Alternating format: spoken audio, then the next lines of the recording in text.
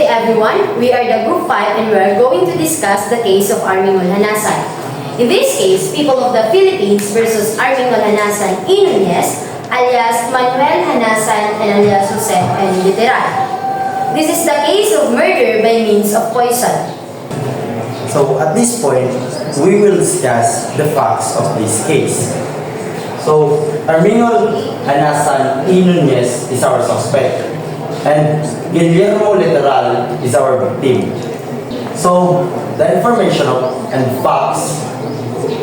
So that on or about the 25th day of March 1965 in the city of Manila, Philippines, the said accused with intent to kill, treachery, and evident premeditation in consideration of a prize and with cruelty, by deliberately and inhumanly augmenting the suffering of the victim, with grave abuse of confidence, employing craft or fraud by means of poison,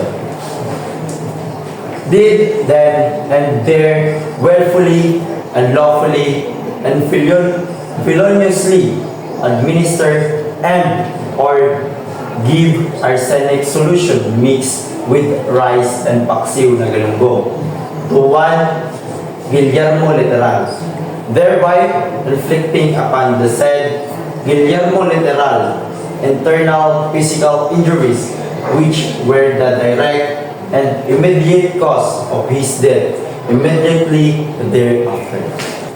In the middle of 1964, Hanasan met Guillermo and they became close. And in January 1965, Hanasan moved in Guillermo's house. Upon the arraignment, the accused pleaded guilty to the crime charge. On March 5, 1965, Hanasan convinced Guillermo to avail the PhilAm life insurance that Guillermo can receive 10,000 pesos on the same day. On the same day, he succeeded to convince Guillermo to avail the insurance, and he assumed that he was a younger brother, Guillermo, and used the name Jose Literal. Then he waited a perfect time to poison Guillermo so that he will receive the 10,000 pesos. On March 25, Hanasan found an opportunity to poison Guillermo. According to his narration of events happened, he said that early on that day, Guillermo went to the market to buy some foods and bought around 10 pieces of galunggong fish and fruits. When Guillermo arrived at the house, he immediately cooked the galunggong fish and made paksiw na galunggong for their lunch.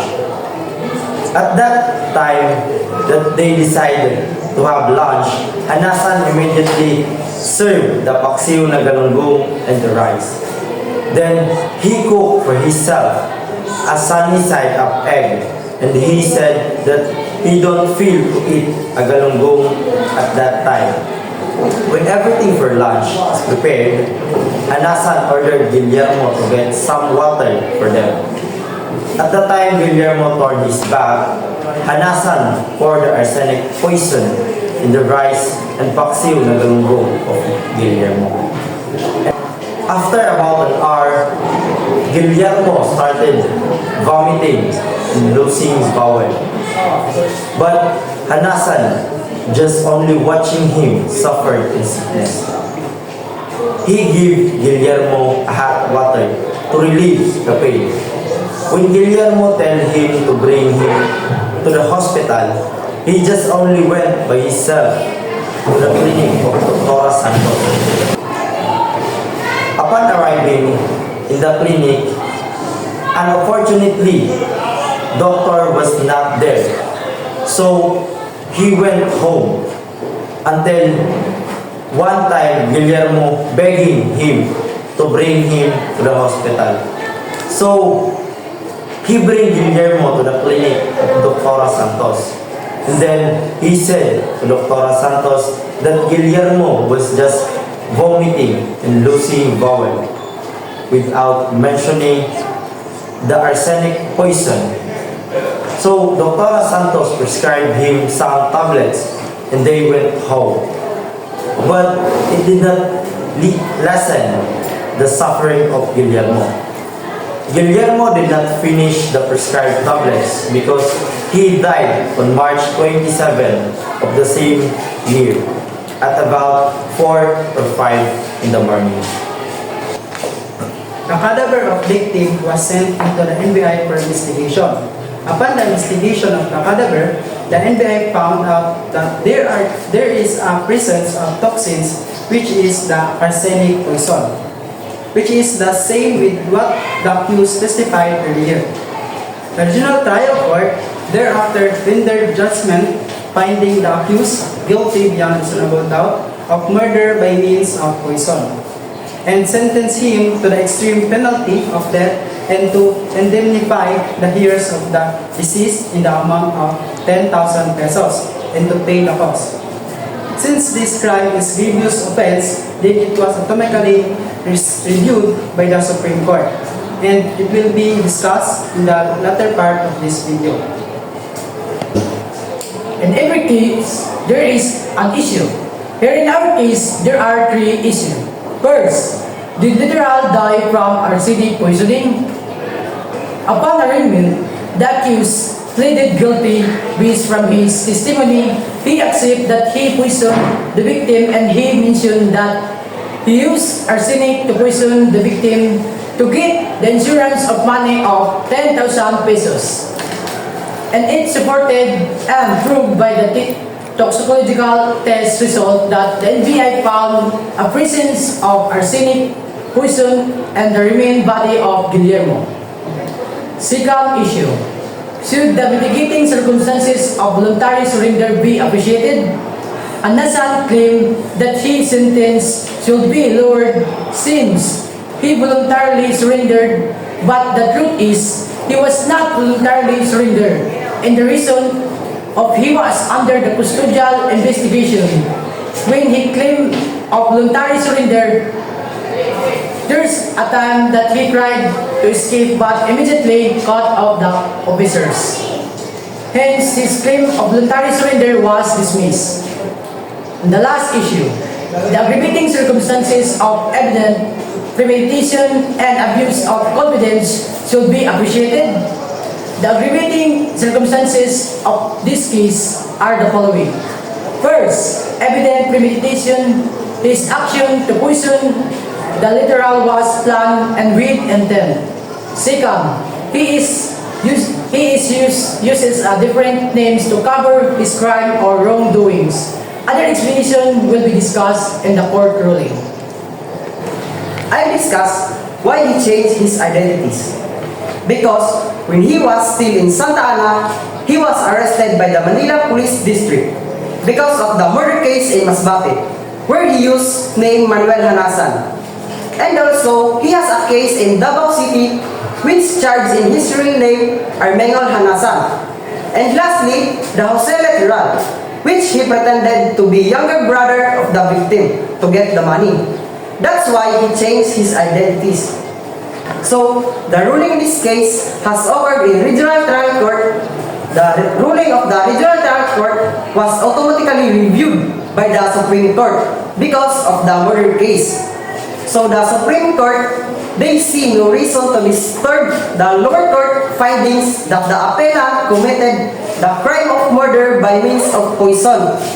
So, they affirm the decision of the lower court that the appellant guilty of murder by means of poison. He was sentenced to reclusion perpetua and paid the heirs was increased to 12,000 pesos. The proof of record indicates that literal died from arsenic poisoning. Hanasan's admission that he used arsenic to cause literal's death lends credibility to the toxicology report's conclusions. The importance of Hanasan's confession in this case is that this corroborates the findings of the toxicology report, which also identified arsenic poisoning as the cause of literal sterile. In this case, the combination of the toxicology report and Hanasan's confession provides a compelling basis to determine that literal cause of death was indeed arsenic poisoning.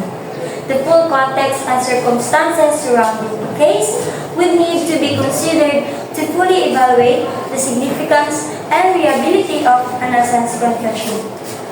But, in general, a suspect admission of guilt can be a crucial factor in establishing the facts of a case, especially it aligns with other forensic evidence. Upon investigation of the remains of the literal, the forensic toxicologists get the right pelvic bone and to be examined. During examination, the National Bureau of Investigation found out that there is a presence of toxins which they specified that it was arsenic solution. What is arsenic solution? Arsenic solution commonly found in contaminated water or groundwater. And when you intake arsenic poison, you will experience vomiting, abdominal pain, and diarrhea like what literal suffered. Even a small intake of arsenic poison can cause a fatal death. According to the toxicology report number T-65826 with the following findings. After a spectrographic examination of the right pelvic bone, after ashing gave positive result of traces of arsenic solution. This is the result of the general toxicological examination of the remains of Guillermo Literal. And also, in the death certificate of the victim, it was mentioned there that the cause of death was gastroenteritis. Gastroenteritis, it is a short-term illness triggered by the infection of the digestive system, which is the result of the arsenic poison. Our digestive organ are damaged, specifically the gastrointestine. In general, forensic toxicology plays a vital role in criminal proceedings. They are used in determining the cause of death of a person, especially if it has involvement with toxins, and to identify if there is a presence of any drugs in the body that can be the cause of his or her death. For instance, using spectrographic tests, they can see if there is a presence of toxins in the body. And remember, this is only done by the forensic toxicology expert.